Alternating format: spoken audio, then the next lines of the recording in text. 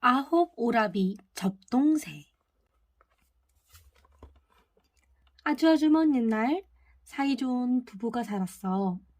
부부에게는 아들 아홉, 딸 하나가 있었지. 씩씩하고 착한 아들들은 어린 누이를 무척 예뻐했어. 귀엽고 고운 누이는 오라버니들을 보며 늘 이렇게 말했지. 좋아, 좋아. 아홉 오라버니 좋아. 하루하루 행복하게 지내던 아홉 오라버니와 어린 누이에게 슬픈 일이 생겼어. 어머니가 그만 하늘나라로 가고 만 거야. 아버지는 아홉 아들과 어린 딸을 위해 부인을 새로 맞아들였어. 새어머니는 아홉 아들과 어린 딸을 만날 들 볶았어. 굳은 일 한 번 안 하고 귀하게 자란 아홉 아들과 어린 딸에게 온갖 힘든 일을 다 시켰지. 찬 바람이 쌩쌩 불고 흰 눈이 펑펑 내리는 날에도 깊은 산에서 나무를 해오라고 할 정도였다니까. 그래도 새어머니는 성이 차지 않았어. 아홉 아들과 어린 딸이 아예 눈에 안 보였으면 했지. 그런데 쫓아낼 방법이 있어야지. 밤새 고민하던 새어머니는 자기 화에 못 이겨 자리에 눕고 말았어. 이런 새어머니의 나쁜 마음을 아버지가 알 턱이 있나. 아버지는 첫 번째 부인처럼 새로 얻은 부인도 하늘나라로 갈까봐 이 걱정이 이만저만 아니었지. 새어머니는 이런 아버지의 마음을 부추겼어. 에고고고 나 죽네. 산 너머에 용한 점쟁이가 있다는데 한번 가서 제 병에 대해 물어봐 주세요. 아버지는 서둘러 점쟁이를 찾아갔어. 아홉 아들의 간을 먹여야 부인의 병이 낫는다오. 아버지는 점쟁이의 말이 너무나 끔찍해서 기가 막혔어. 하지만 가만히 있으면 부인이 죽는다니 어쩌면 좋아? 아버지는 이러지도 저러지도 못하고 한숨만 푹푹 쉬었어. 그때 하인 하나가 와서 좋은 생각이 있다며 말하네.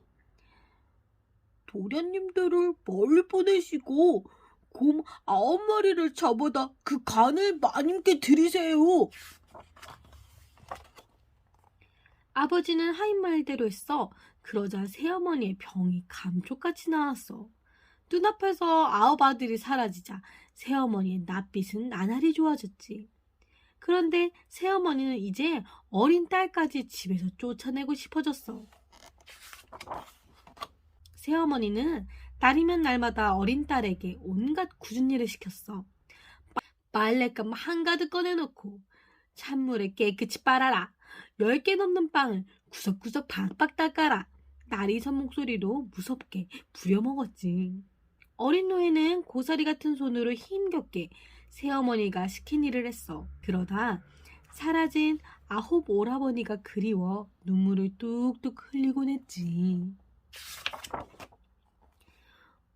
오라버니들.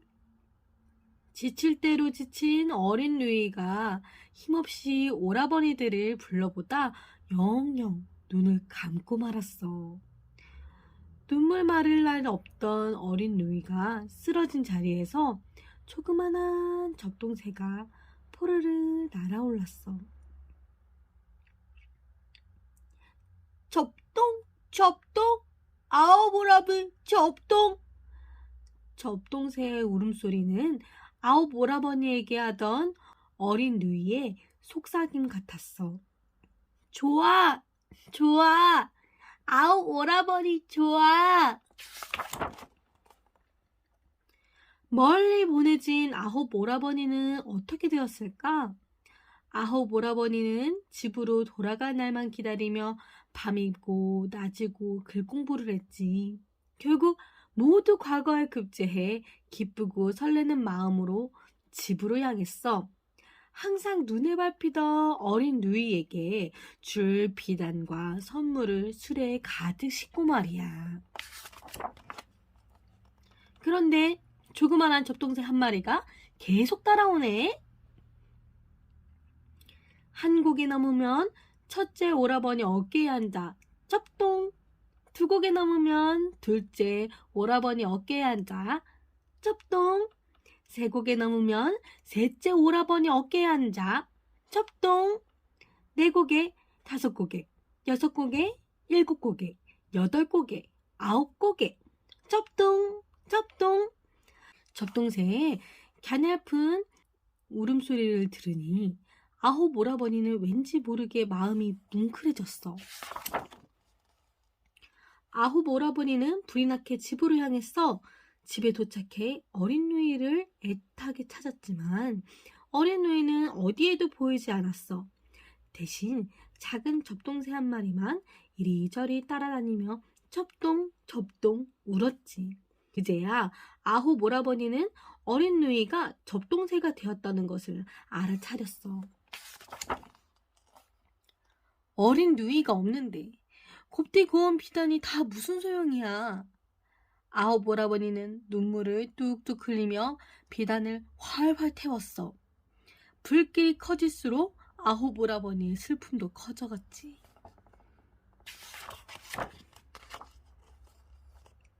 무슨 일이지? 왜 이렇게 시끄러운 거야? 새어머니는 방문을 벌컥 열었다가 아홉 아들을 보고 흠칫 놀랐어. 죽은 줄 알았던 아홉 아들이 과거의 급제에 떡하니 나타났으니 말이야. 그건 그렇고 곱디고운 비단을 불에 활활 타는 걸 보고만 있을 수는 없었어. 에고 이 곱디고운 비단 아까워서 어쩐다. 새어머니는 불 주변을 왔다 갔다 하다가 치맛자락에 걸려 불 속으로 꽈당 넘어지고 말았어. 불길은 더욱 거세져서 순식간에 비단이며 새어머니를 활활 태웠지. 그렇게 한참 타던 불길은 어느새 재만 남고 꺼졌어. 그런데 그 속에서 까마귀 한 마리가 날아오르는 까! 까! 무섭게 우는 모습이 새어머니를 닮았어. 그 뒤로 까마귀와 접동새는 집 주변을 맴돌았어. 그런데 까마귀가 접동새만 보면 부리로 콕콕 찢고 까까 겁을 주었어. 접동새는 까마귀가 무서워 밤에만 나타나 아홉 오라버니를 부르는 듯 울었지. 접동 접동 아홉 오라버니 접동. 접동새 울음소리에 어린 누이의 마음이 담겨서야 할까? 접동새 울음소리를 듣고 있자면 가슴이 먹먹해져.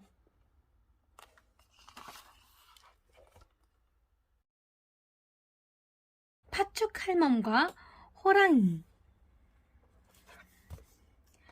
옛날 옛적 새소리만 들리는 깊은 산골짜기에 할머니 혼자 적적하게 살고 있었어. 하루는 팥밭을 매다가 심심해서 소리를 한 자락 하는데 산에서 호랑이 한 마리가 어슬렁거리며 내려와 턱 쭈그리고 앉더니 말하는 거야. 할멈, 웬 소리를 그리 꽥꽥 찔러? 하도 심심해서 노래 한 자락 했지. 그럼 나랑 밥 내기나 할까? 그러지 뭐.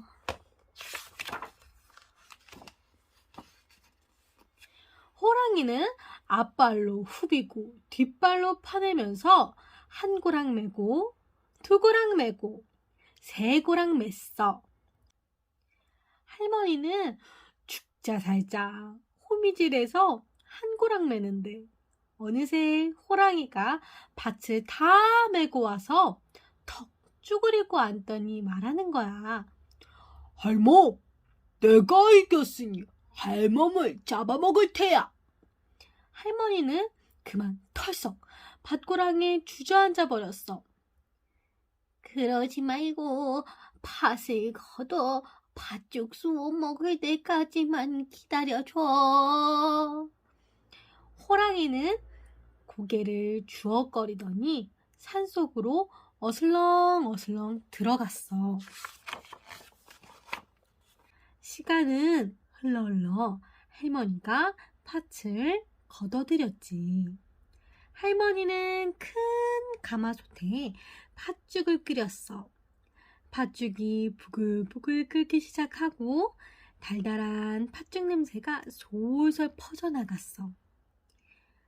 맛난 팥죽을 다 먹고 나면 호랑이가 나를 잡아먹겠지. 할머니가 혼잣말로 중얼거렸어. 할머니가 부뚜막에 앉아 팥죽을 먹으려 하는데 눈물이 저절로 흘러내렸어. 마침 달걀 하나가 대굴대굴 굴러왔어. 할멈, 왜 울어? 호랑이가 날 잡아먹겠다고 해서 운다. 달달한 팥죽 한 그릇 주면 도와주지요. 할머니가 팥죽을 한 그릇 굴굴 퍼줬더니 달걀이 냠냠 먹고는 아궁이 재 속에 복 들어가 숨는 거야. 조금 있으니까 자라가 엉금엉금 기어왔어. 할멈, 왜 울어? 호랑이가 날 잡아먹겠다고 해서 운다. 팥죽 한 그릇만 주면 도와주지요. 할머니가 달달한 팥죽을 한 그릇 가득 담아줬지. 자라가 짭짭짭 먹고는 물독에 풍덩 들어가 꼭꼭 숨지 뭐야. 달달하고 구수한 팥죽 냄새를 맡고 물개똥이 어깃어깃 송곳이 쫑긋쫑긋 와서 그러는 거야. 할멈, 팥죽 한 그릇만 주면 도와주지요. 할머니가 달달한 팥죽을 한 그릇씩 가득 담아줬지. 물개똥이 후룩후룩 먹고는 부엌 바닥에 납작 엎드렸어. 송곳이 쪽쪽 먹고는 부엌 바닥에 뾰족하게 서 있었지. 돌절구가 쿵떡쿵떡 부엌으로 들어와 그러는 거야. 할멈, 팥죽 한 그릇만 주면 도와주지요. 할머니가 달달한 팥죽을 한 그릇 가득 담아줬지. 돌절구가 후루룩 먹고는 지붕 위에 냉큼 올라가 자리를 잡고 앉았어. 달달하고 구수한 팥죽 냄새를 맡고 멍석이 덩실덩실 지게가 껑충껑충 들어오더니 그러는 거야. 할멈, 팥죽 한 그릇만 주면 도와주지요. 할머니가 팥죽을 한 그릇씩 가득 담아줬지. 멍석이 날름 먹고는 마당에 척 드러누웠어.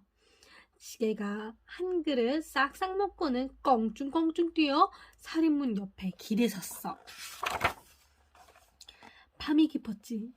할머니는 불을 모조리 끄고 깜깜한 방 안에 누워 조용히 기다리고 있었어. 호랑이가 어슬렁어슬렁 내려와 마당으로 들어오는 거야. 할멈 자나? 자려고 누웠지. 할멈, 어두워서 잡아먹을 수가 없다. 부엌 아궁이 속에 불씨가 남아있나 헤집어봐라. 호랑이가 아궁이를 이리저리 헤집는데 재 속에 숨어있던 달걀이 톡 튀어나와 호랑이 눈을 퍽 때렸어. 아이고, 할멈 눈 빠졌다. 눈 빠졌어. 물독에 있는 물로 씻어봐라. 호랑이가 물독에 손을 집어넣었어. 자라가 이때다 싶어 호랑이 손을 끊어져라 꽉 물었지. 아이고, 야, 할멈! 손가락에 뭐가 대롱대롱 매달렸다. 팔짝팔짝 띵뛰기를 해봐라.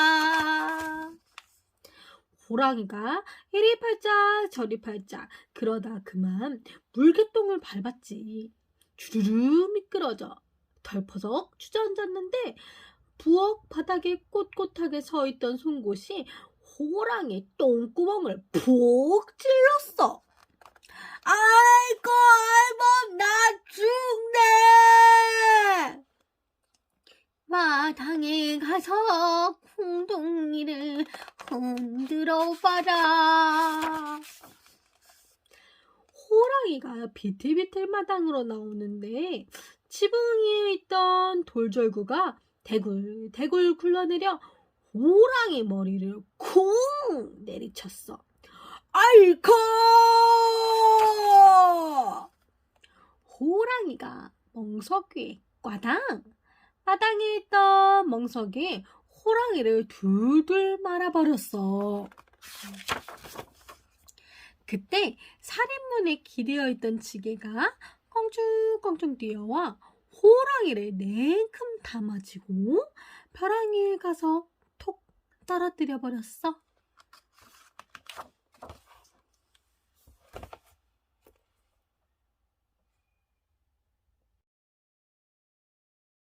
제주 많은 5 친구.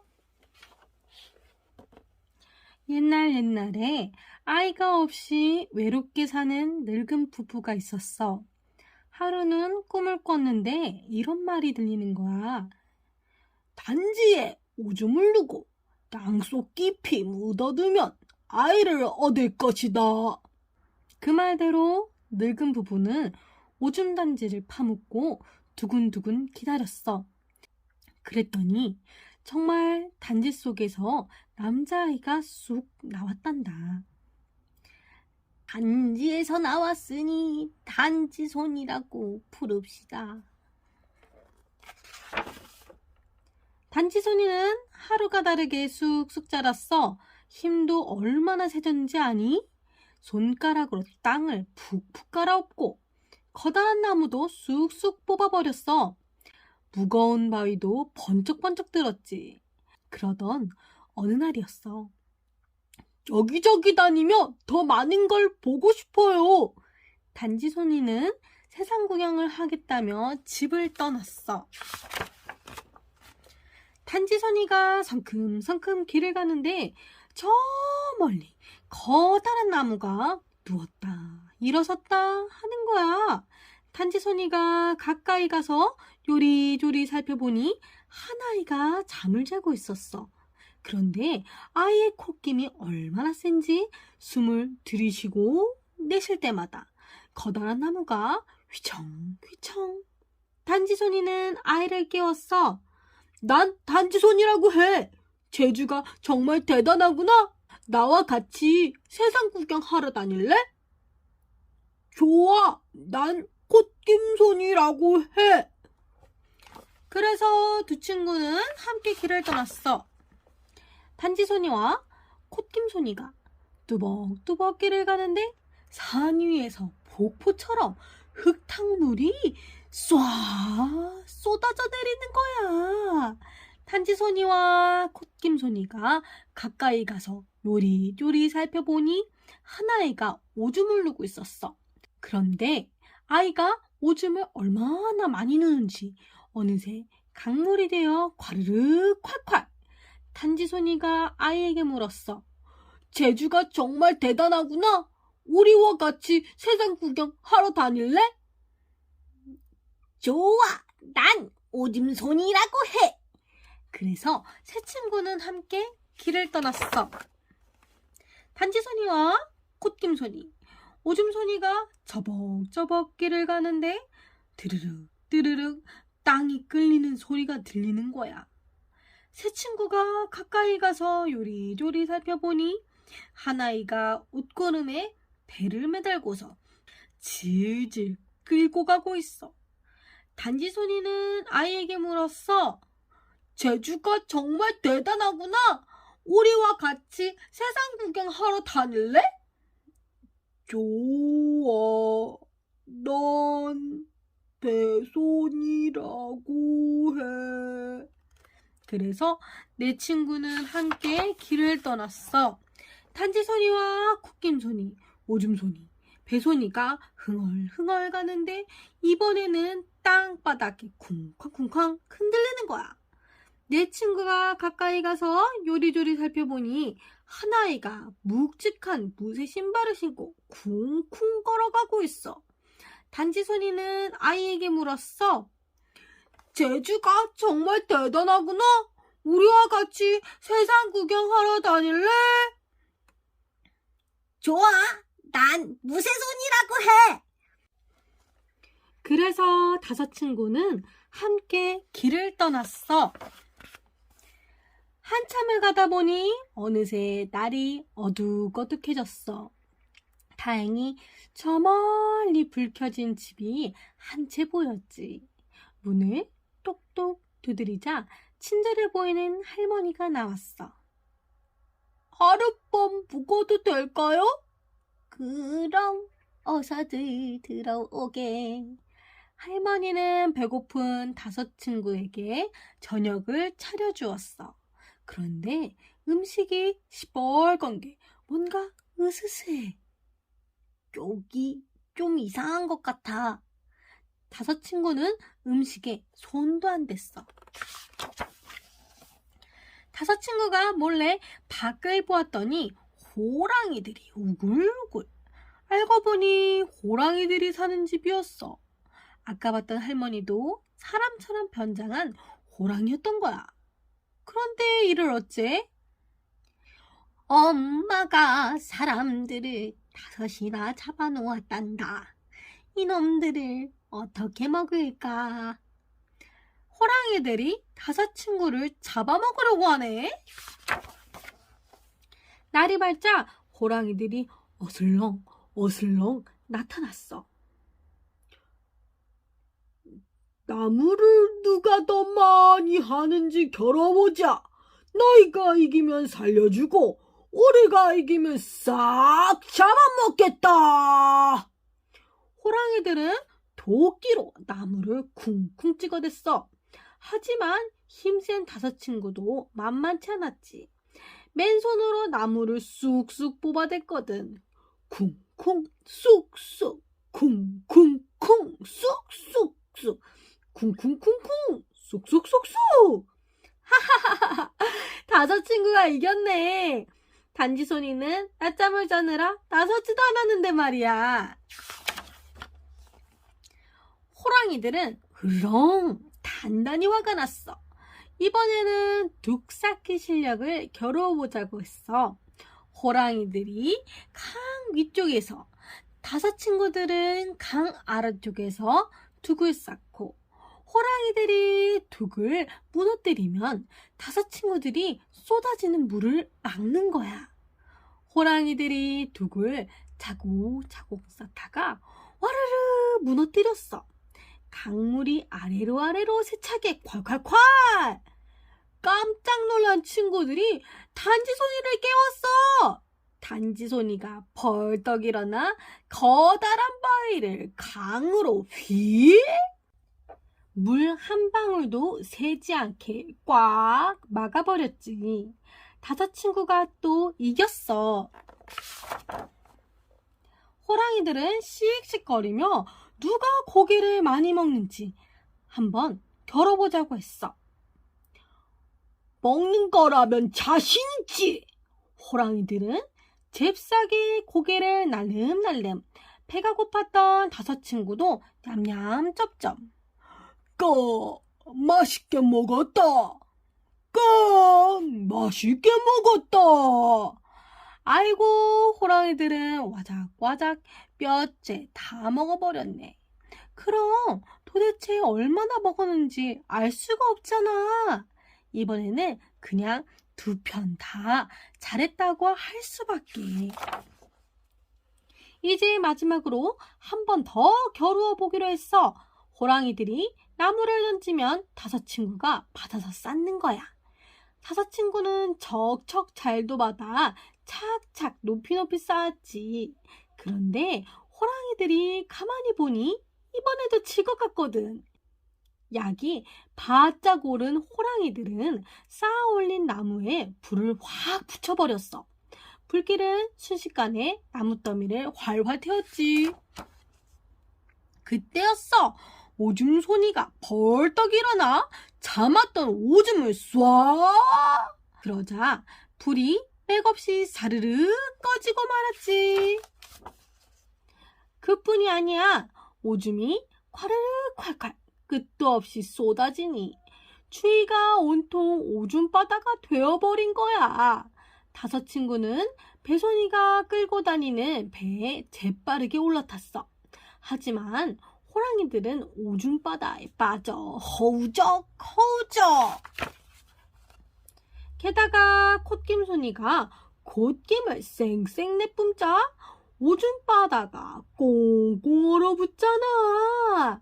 호랑이들은 머리만 쏙 내민 채 얼음에 갇혀 꼼짝 달싹도 못했어.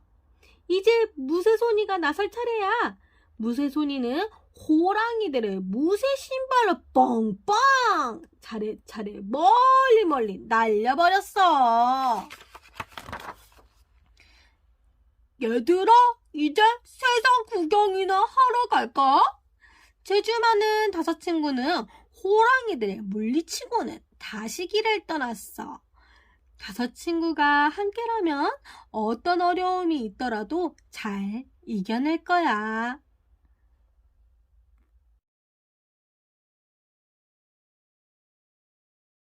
단똥장수. 꾸르륵, 꾸르륵, 꾸르륵, 꾸르륵. 이게 대체 무슨 소리냐고? 바로 가난한 나무꾼의 뱃속에서 나는 소리야.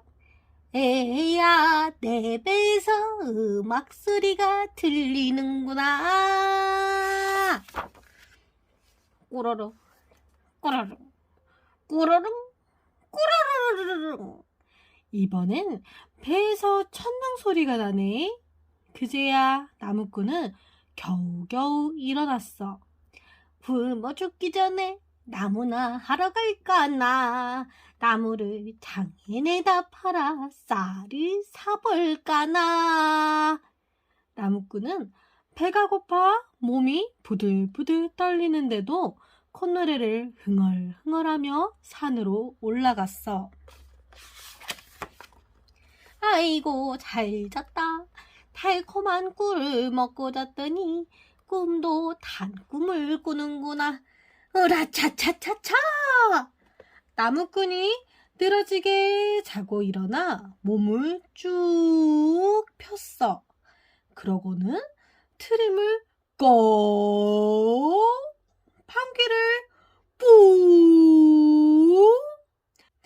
트림에서도 방귀에서도 달콤한 냄새가 나지 뭐야. 냄새가 달달하라. 그거 참 신기하구나. 그런데 어디선가 또 달콤한 냄새가 솔솔 풍겨오네. 이건 또 어디에서 나는 냄새인고? 가보니 나무꾼이 눈동에서 나는 냄새더란 말이야.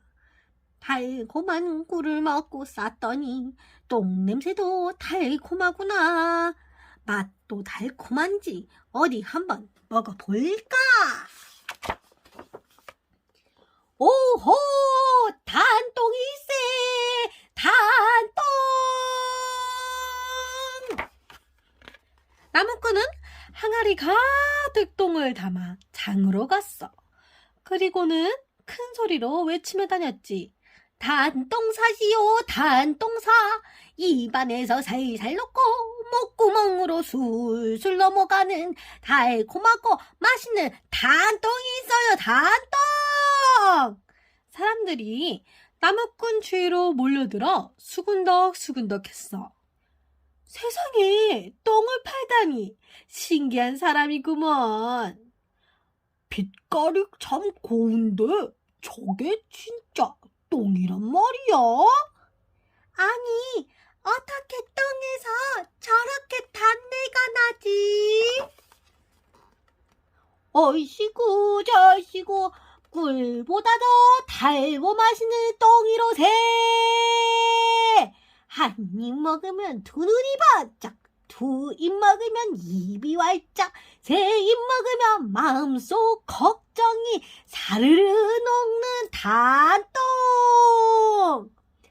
사람들은 나무꾼의 말이 정말일까 하면서도 어느 순간 모여들어 너도 나도 단똥을 사갔어. 똥으로 가득 찼던 항아리에는 어느새 돈이 넘쳐났지. 이제 나무꾼 뱃속에서 꼬르륵 소리가 날 일은 없겠지. 나무꾼은 똥을 팔아 번 돈으로 으리으리한 집도 샀어. 얼씨구 절씨구 지와저 좋다. 똥을 팔아서 부자가 됐구나. 나무꾼은 노래를 부르며 덩실덩실 춤을 추었어. 그런데 그 모습을 누군가 몰래 보고 있네. 그건 바로 이웃집 욕심쟁이 영감이었어. 여보게, 자네가 똥을 팔아서 돈을 그렇게 많이 벌었다지? 내게도 방법을 알려주면 내 자네에게 큰 돈을 주겠네. 나무꾼은 욕심쟁이 영감을 보며 빙긋이 웃었어. 욕심쟁이 영감, 지난번에 배고파 찾아갔더니 밥은커녕 몽둥이질해서 나를 내쫓았겠다.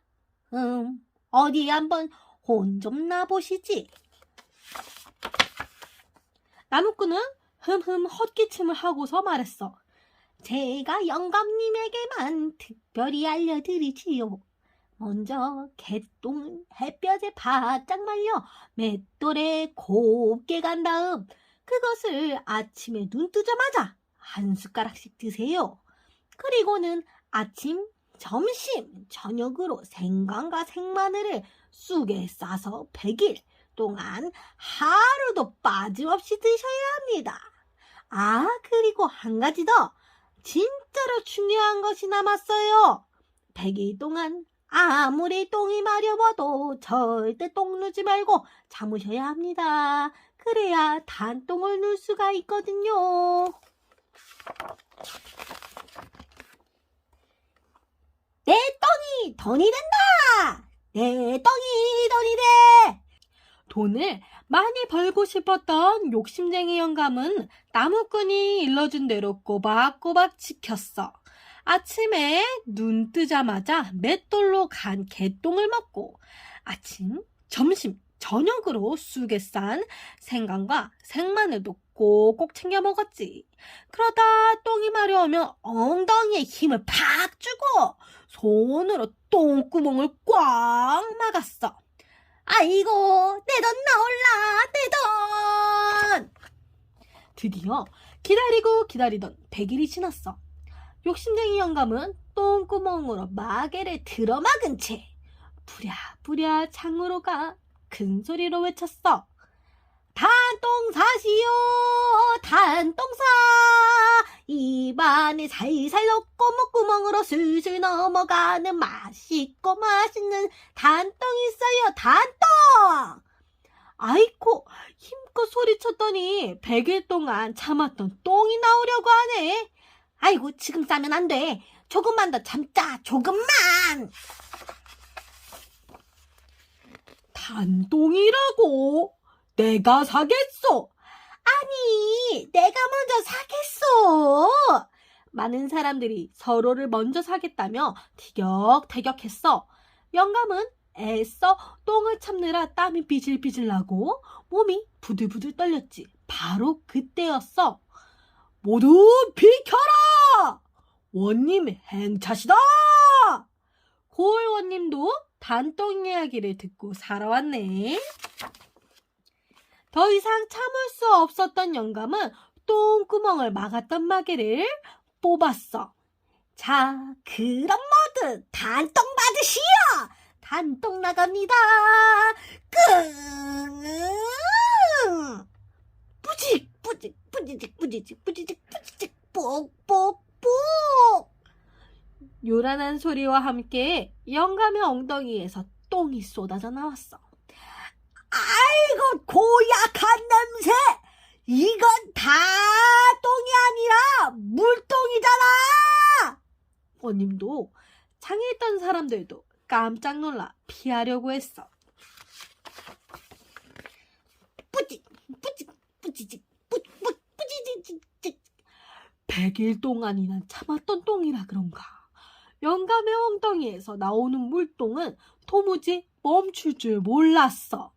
게다가 냄새도 이루 말할 수 없이 지독했지. 물똥을 잔뜩 뒤집어 쓴 사람들과 원님은 매우 화가 났어.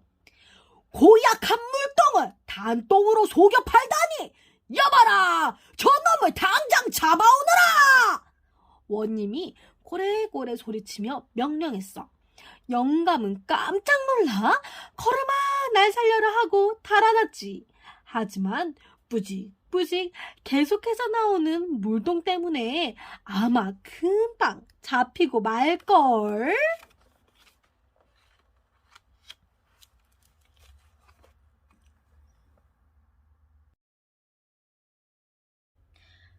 백두산 천재. 휘잉! 바람 소리가 귓가에 맴도는 마을. 스르륵 스르륵 바람에 풀들이 춤추는 마을. 바로 백두산 기슭 한 마을이야. 이곳은 아름답고 평화로워 사람들이 살기 좋았어. 그런데 어느 날이었어. 내 불칼로 모조리 불태워 없애겠다! 후아! 검은 용 한 마리가 나타나 불을 내뿜었어. 강물은 바짝, 땅바닥은 쩍쩍, 곡식은 바지직. 풀과 나무는 시들시들해졌지 뭐야. 마을 사람들은 갑작스럽게 벌어진 일에 당황했어. 당장 살아가기도 너무도 힘들었지. 그러자 용감하고 부지런한 백장수가 나섰지. 자, 땅을 파서 새로운 물길을 찾읍시다. 마을 사람들이 온 산을 헤매고 다닌 끝에 찾았다! 하하하하. 어림없지. 내가 다시 물길을 없애겠다. 후아! 검은 용은 새로운 물길을 보자마자 바싹 마르게 했지. 마을 사람들은 도저히 견딜 수가 없어서 하나, 둘 그곳을 떠났어. 혼자서라도 빨리 새 물길을 찾아야겠어. 백장수는 손발이 퉁퉁 부르터도 참고 매일같이 땅을 파고 또 팠어. 백두산 근처에는 작은 나라가 있었어. 그곳에 아름답고 재주 많은 공주가 살았지. 높은 산도 훨훨 날아 훌쩍, 넓은 개울도 공중공중, 철과 은으로는 연장을 뚝딱뚝딱, 활을 쏘면 또 백발백중이었지. 백장수는 여전히 물길을 찾고 있었지. 어느 날 공주가 산고개를 넘어 백장수 앞에 섰어. 안녕하세요. 간밤에 산신령님이 나타나서 백두산 옥장천 샘물을 100일 동안 마시면 용을 물리칠 수 있는 장수가 된다고 했어요. 아, 저는 옥장천이 어딘지 모르니 공주님이 길을 가르쳐 주세요. 네, 그럼 저를 따라오세요. 공주와 백장수는 곧바로 옥장천을 찾아갔어. 둘은 함께 높은 산도 훌쩍 넘고 넓은 개울도 공중공중 뛰어 건너서 사흘 만에 벼랑 아래에 있는 작은 샘물을 찾았지. 백장수님, 이제 날마다 이 물을 마시세요. 저는 100일 뒤에 다시 오겠습니다. 백장수는 날마다 물을 마셨어. 한 달을 마셨더니 팔다리가 무쇠처럼 탄탄, 2달을 마셨더니 몸집이 점점 쑥쑥, 3달을 마셨더니 온몸에 힘이 불끈불끈, 드디어 산더미만한 바위도 한 손으로 번쩍 들 수 있게 되었지. 하늘 높이 솟은 나무들도 한 걸음에 훌쩍 다 넘을 수 있게 되었고, 100일이 되는 날 공주가 약속대로 다시 찾아왔어. 매우 튼튼하고 커다란 무쇠삽과 반짝반짝 빛나는 새하얀 은칼과 단단하고 멋진 활과 화살을 만들어 왔지. 백장수는 은칼 허리에 차고 공주는 활과 화살통을 어깨에 맸어. 자, 이제 물줄기를 만들어 보겠소. 백장수가 커다란 무쇠삽으로 땅을 팠어. 흙 한 삽이 커다란 산봉우리 하나. 그렇게 16봉우리가 생기고 나자 땅속에서 물이 콸콸 솟아났어. 금세 커다란 웅덩이가 만들어지더니 물살이 춤추듯 넘실넘실. 그런데 갑자기 검은 구름이 몰려오더니 거센 비바람 속에서 커다란 검은 용이 나타났어. 누가 감히 내가 하는 일을 방해하느냐? 내 불칼 맛을 보아라! 후아! 휙휙 뻗은 불칼에 콸콸 솟아나던 물줄기가 금세 말라버렸어. 기다려라! 이 백장수가 달려간다! 백장수는 휜 구름 타고 가서 은칼을 빼들고 휙휙! 흰 구름이 다가가 검은 구름과 마주치자 우르르 쾅쾅 하늘이 무너질 듯 우레소리가 울렸어. 새하얀 은칼과 새빨간 불칼이 마주치자 번쩍번쩍 하늘에 번개불이 가득했어. 백장수는 점점 지쳐갔어. 그러자 공주가 나섰어. 이제 저에게 맡기세요. 공주는 커다란 화살을 검은 용을 향해 휘잉! 활을 쏘자 검은 용은 더 이상 버티기가 힘들었지. 검은 용은 바로 동해 바다로 도망가고 말았어. 어느새 온 마을에 물길이 다시 생겼어.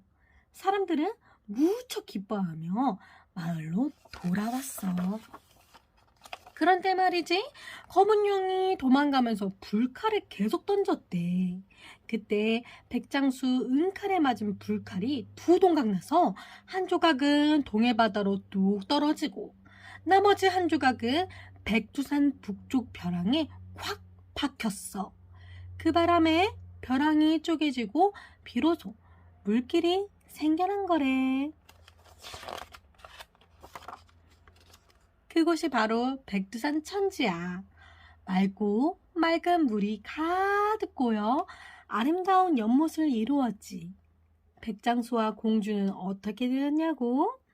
이 아름다운 물 속에 수정궁을 짓고 살면서 검은 용이 다시는 해치지 못하게 지키고 있대.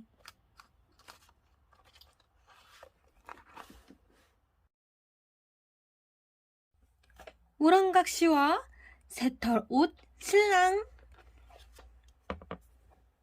한 총각이 널따란 밭을 갈고 있었어. 한참을 일하다 보니 별의별 생각을 다 하게 되었지. 어휴, 이 넓은 밭을 갈아봤자 같이 먹고 살 색시도 없는데 무슨 소용이람? 나하고 먹고 살면 되지. 누군가 대답하는 거야. 총각은 놀라 주변을 두리번거렸어. 그러고는 다시 한번 얘기해 보았지. 누구랑 먹고 사나? 나하고 먹고 살지. 총각이 소리를 따라 연못에 다다랐는데 커다란 우렁이가 보였어. 귀한 우렁이로구나. 집에 가져가야겠다. 이튿날 아침 고소한 냄새가 총각의 코를 찔렀어. 냄새를 따라가 보니 따끈따끈한 밥상이 차려져 있지 뭐야. 아니, 누가 차려놓은 거지? 마침 배가 고팠던 총각은 밥을 허겁지겁 먹어치웠어. 그런데 신기하게도 그 다음날에도 아침마다 밥상이 차려져 있었어. 총각은 누가 밥을 차리는지 알아보기로 했어. 다음날 총각은 밭일을 나가는 척하다가 집안에 숨어 곳곳이 지켜보았지. 부엌을 보던 총각은 화들짝 놀라고 말았어. 물동이 뒤에 있던 우렁이 몸에서 뭉게뭉게 연기가 피어오르더니 여인의 모습으로 바뀌었거든. 여인은 고슬고슬 지은 밥과 보글보글 끓인 국으로 뚝딱 상을 차렸지. 총각은 여인에게 한눈에 반해버렸어. 그래서 여인 뒤를 졸졸 쫓아다니기 바빴지. 여인도 총각에게 마음을 열어 혼례까지 올렸어. 둘은 이제 신랑 각시가 된 거야. 신랑은 밭일도 나가지 않고 각시 옆에 꼭 붙어 있었어. 각시는 바닥을 보이는 쌀떡을 보니 걱정이 되었어. 신랑이 밭일을 나가야 먹을 것을 구할 텐데. 각시는 한 가지 꾀를 내었어. 제 얼굴을 그림으로 그렸으니 밭 앞뒤로 붙여놓고 밭일을 하셔요. 신랑은 이쪽 각시 얼굴을 보려고 보쩍보쩍, 저쪽 각시 얼굴을 보려고 보짝보짝 이렇게 부지런히 왔다 갔다 하면서 괴기질을 하니 순식간에 넓은 밭을 다 갈아버렸지. 각시 얼굴을 보면서 일을 하니 하나도 힘들지 않구먼. 신랑은 밭일을 할 때마다 그림을 소중히 들고 다녔어. 어느 날 신랑은 여느 때와 같이 밭을 갈러 나왔어. 그런데 바람이 훅 불어 신랑 눈에 모래가 들어갔어. 아, 따가워라! 신랑은 눈을 비비다 그만 손에서 그림을 놓쳐버렸어. 바람은 더 세게 불고 그림은 저 멀리 날아갔지. 어느새 그림은 임금님이 사는 궁궐 마당에 내려앉았어. 임금님은 그림 속 여인을 보자마자 신하들을 불러 모았어. 이 여인을 왕비로 삼고 싶구나. 당장 찾아오너라. 신하들은 동네방네 그림 속 여인을 찾아다녔어. 그러다 신랑 각신의 집까지 오게 되었지. 신하들은 각시를 궁궐로 데려갔어. 신랑이 말려보았지만 소용없었지. 각시는 떠나며 신랑에게 우물우물 귓속말을 했어. 눈치 석달, 한발 뛰기 석달, 활 쏘기 석달 배우고 저를 찾아오세요. 신랑은 눈치를 어떻게 배워야 할지 막막했어. 고민하며 여기저기를 돌아다니다가 사람들이 모여있는 장터에 가보기로 했지. 한 장사꾼이 왼쪽 눈을 끔쩍거리자 다른 장사꾼이 비단을 아주 비싼 값에 팔았어. 이번에는 오른쪽 눈을 끔쩍거리자 숨겨놓았던 질 좋은 비단을 꺼내기도 했지. 옳지! 여기서 눈치를 배워야겠다! 신랑은 사람들의 말을 듣지 않고도 눈치로 어떤 일이 일어날지 알게 되었어. 석 달이 지나고 신랑은 한발뛰기를 배우러 떠났어. 그러다 풀숲에서 매를 만났지. 매는 한쪽 다리를 다쳤는지 쩔뚝쩔뚝 걸었는데 이내 다른 발에 힘을 주더니 높게 뛰어오르지 뭐야. 옳거니 매처럼 한 발에 힘을 주고 뛰어봐야겠다. 신랑은 온종일 펄쩍펄쩍 한발뛰기 연습을 했어. 또 석 달이 지나고 신랑은 활쏘기를 배우러 나섰어. 마침 사람들이 들판에서 새를 잡고 있었어. 신랑은 활 쏘는 사람들에게 활 쏘기를 배웠지. 어느새 날아가는 새를 단번에 맞출 수 있을 만큼 활 쏘기 실력이 엄청나게 늘었어. 마지막 석 달이 지나고 다음 날 새털로 옷을 지어 입고 새 가죽으로 북을 만든 신랑은 마침내 각시를 찾아 나섰어. 한편 임금님은 고민이 많았어. 왕비로 데려온 각시가 한 번도 웃는 얼굴을 보이지 않았거든. 왕비, 어떻게 하면 웃을 수 있겠소?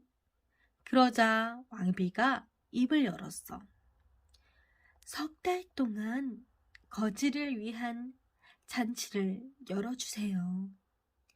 임금님은 곧바로 거지 잔치를 열었지.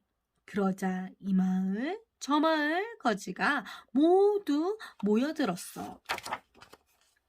잔치 마지막 날 새털 옷을 입은 거지 하나가 궁궐 안으로 성큼성큼 들어왔어. 거지는 한 발 뛰기로 이리저리 돌아다니기 시작했어. 한 번씩 뛸 때마다 북을 신나게 쳐댔지. 벌쩍벌쩍 둥둥, 벌쩍벌쩍 둥둥.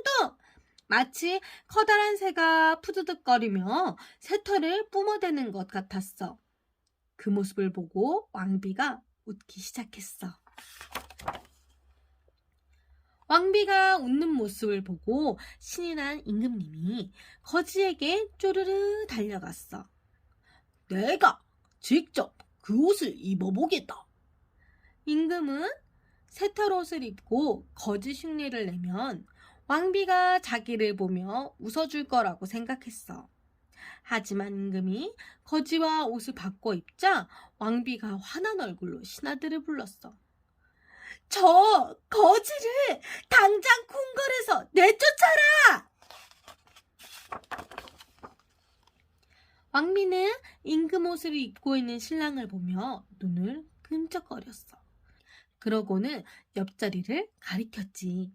신랑은 금세 눈치를 채고 임금 자리에 냉큼 앉았어. 이놈들! 내가 임금이란 말이다! 새털 옷을 입은 임금이 버럭버럭 소리쳤지만 아무도 임금의 이야기를 귀담아 듣지 않았어. 왕비는 다시 한번 눈을 끔쩍거렸어. 그 모습을 본 신랑이 얼른 활을 꺼내 임금에게 겨누었지. 임금은 안간힘을 다해 푸드덕거리며 달아났어. 그 순간 임금은 솔개로 변해버렸어. 솔개는 훨훨 날아 궁궐 밖으로 사라졌지. 임금이 된 신랑은 다시 각시와 함께 지낼 수가 있었어. 가끔 새털 옷을 입은 거지 흉내를 내며 왕비를 웃겨주었지. 왕비는 그때마다 따끈한 밥상을 차려주었어. 두 사람은 궁궐에서 평생 즐겁게 살았대.